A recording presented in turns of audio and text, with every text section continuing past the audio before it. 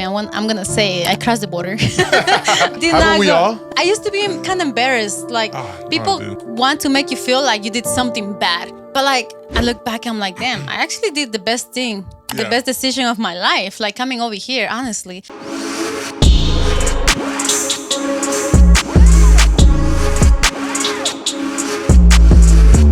Okay. Do I look at the camera or look at you? It's like a mix of like if you want to So tell you somebody. look and Yeah, Right, like bet. whatever you want to do, Alright. you know? Okay.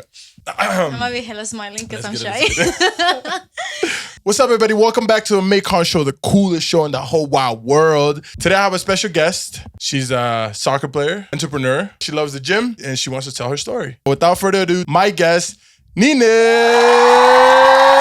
Fuentes. Hello. So, how you been, Nina? I've been good. I just been working out. Where you from, Nina? From Guatemala. Born and raised. I came to the States when I was 15. How was that? It was tough. I mean, it wasn't super bad, like as bad as other people, because I kind of like had it a little easier. By 15, dude, you still got to go through a lot. My mental health was kind of bad. Like, so I came, it took me about, I'm going to say, I crossed the border. Haven't we all? That's what I'm saying. Like, I used to be kind of embarrassed. Like, people want to make you feel like you did something bad. But like, I look back, I'm like, damn, I actually did the best thing, the best decision of my life, like coming over here, honestly. I came with my uncle and then we actually got caught. And I was 15, so I got left here. And my uncle got deported, sadly. Shout out to the uncle. That's fucked up, dude. I know, he tried 2 more times. He still got caught again.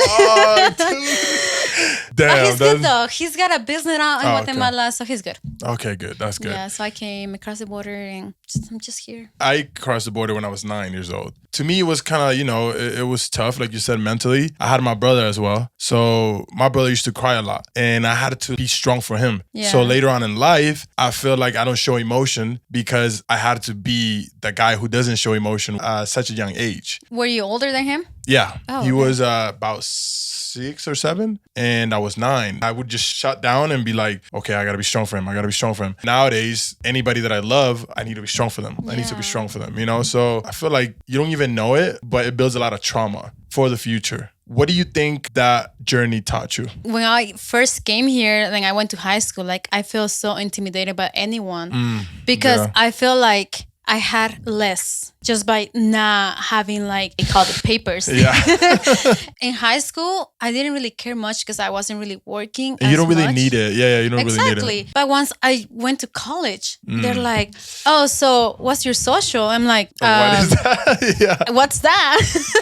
Yeah. But I mean, I feel like now that I'm 27, I just learned that a lot of people have that social, but they don't care. They don't take advantage of it. Exactly. Yeah. Everybody that is a little like less successful than I am and have the papers that I wish I did when I was younger, I'm like, bro, like, what are you doing? Like, you have privileges. Like, you were born here, and just by being born here, like, you already have so much more advantage than I did. Yeah. And look, I'm like doing better than you, like do better. And I don't do it for them to feel bad, just so they can step it up. And be inspired. Exactly. You like, know? yeah. So I guess I learned to like always like move around the obstacles that you have in life and just get there. Get wherever you want to be. Like if getting a car is your dream in life, get that car. Just go around and stuff. You're getting a house, a family, whatever it is. Travel the world, like whatever it is. Like just work for it, One of my biggest dreams was like going back to Guatemala. Ooh. And seeing my dad. Did you do that? Last year. Oh, dude, Bro. that's...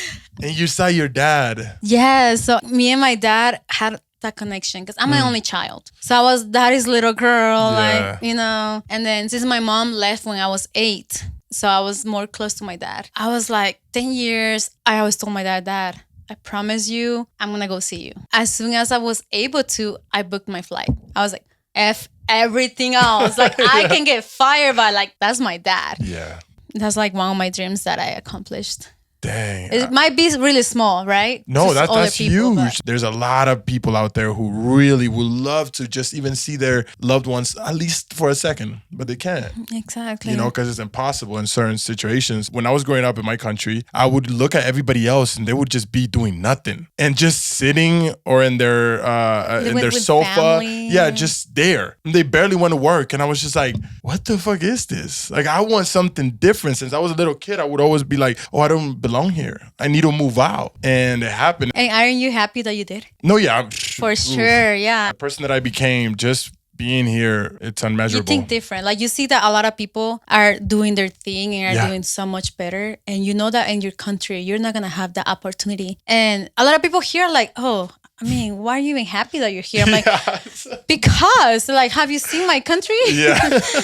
But like, I mean, I do love my country. There's so many like good things about it. It's just like the gangs and like, oh yeah, dude. We're just a poor country, and it's just, I'm glad I'm here. Yeah. I'm glad I'm here. Yeah, I will always be grateful. It's funny how white people are always like, I need to find myself. I don't know who I am. So they go to a poor country and they see people very poor and they're like, oh my God, I saw a calling. And I'm like, try being born there. Exactly. You already, just like people who do drugs to find themselves. What do people who do drugs to find themselves always say? I had an ego death, right? And I'm like, try having to cross a country just to be able to have a better life. My ego was nowhere to be found. When you came to this country, how different was it? Well, first of all, I didn't know English. Oof, yeah. I mean, you can hear my accent. I still struggle, but like it was just the language. Like I was really intimidated with anyone that would just try to talk to me. But honestly, I had the best. Well, not all of them, but like a lot of my friends were really helpful. And that's nice. That's I nice. also had some like Mormon couple that they will come to my house and teach me English. Really? Yeah, just for free. Oh, and cool. I learned a lot, honestly. But I'm glad that I came on my high school years because I was able to learn the language in high school. So once I graduated high school, I was already kind of good, I guess. Where do you think your ambition and desire and hardworking personality started? I want to say ever since I wanted to work and I was turned down because I couldn't work. That's like, something not too many of us go through in this country. I kind of had to know people. Yes. That new people. That new people. That new people. Yeah, like I showed up to the job and be like, I need a job. But with that face, like legit, I was always with someone so they can speak for me because I was really embarrassed of my situation, which it wasn't my fault, but like I just wanted to be better. And I was like, one day I'm going to be able to work and do whatever I want. One day I'm going to be able to like go see my dad. One day I'm going to be able to bring my dad and just like do all the things that I always wanted. Like it was funny because when I was in Guate, I used to watch like the American shows. Yeah.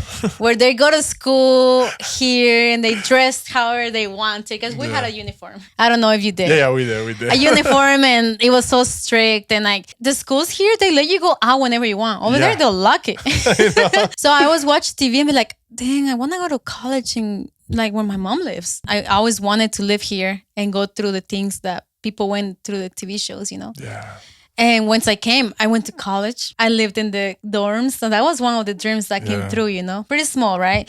Also, no, it's big. It's big. It's big when, yes. It's big. It's big. There's a lot of people that would kill just to have that, you know? No, that is true. Yeah. Yeah, you're right. Because I would when I was back there. Exactly. And I was also like, oh, I want to own my car. And when I came here, I got a car. And then I was like, dang, I want a house. And I get a house. And I'm like, damn, like I asked for so little because I never had a lot. But like the little things, like I'm getting there slowly, you know? My dad told me, when I just went back, he's like, I remember when you were little and we were like out there, like going to like, just going out there. Yeah. And he was like, I'll try to avoid those people that will sell candy and things like that because I couldn't buy you anything. Wow. And I'm like, damn, like my parents really had it like that. You don't know as a baby that. You don't. Exactly. And then I'm like, that's kind of sad because imagine what my dad thought. Well, it's the same thing as you said. When you were a kid, your mom left, you thought she didn't love you. Yeah. When my dad left the country, I told my mom, I want to kill myself. Bro. Dude, I was like. Are you serious? He doesn't love me. That's what I thought. When I grew older, I understood that he did it Damn. for a better life. But as a kid, you get that trauma because you don't understand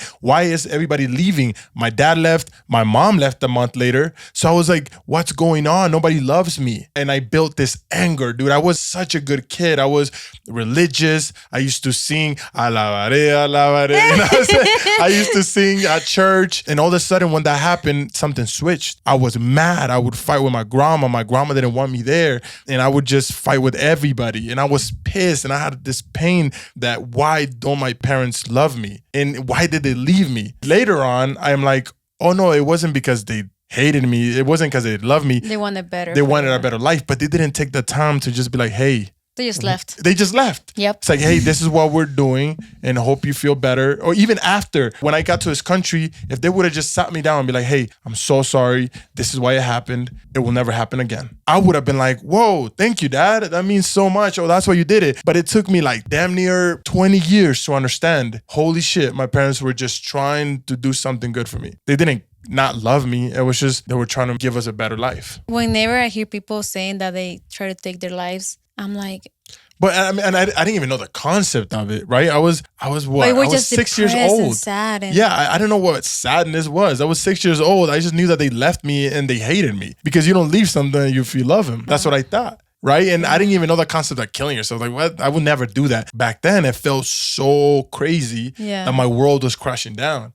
That's why, dude, I feel like for a long time I had anger issues. I would just get mad for the smallest little thing. I would get pissed and I hated everybody and I would shout by myself and I would scream in my car. Why? Because that kid that never understood why the hell did my parents leave me. Nowadays I go back and I'm like, hey, this is why it happened. We are better now. You're okay. Every day I'm learning and I'm talking to that kid and hopefully, you know, one day that kid understands that. And you can move on. Yeah, it understands and move on, you know. I'm okay now, but I know that side of me will always struggle with that, you know, so.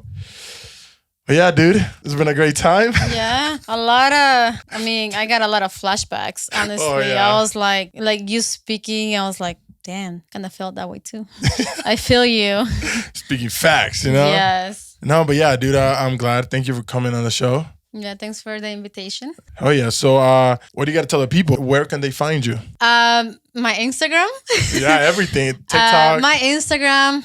We'll put it up here. Yeah. TikTok. I'm not really active on TikTok, but I'm gonna work on it. And to you guys, you could have been anywhere else in the world, but you're right here with us right now, vibing, chilling, you know, with me, Maikon, your host, and Ineth. I hope you invite me once you're big and famous and like all here, you know?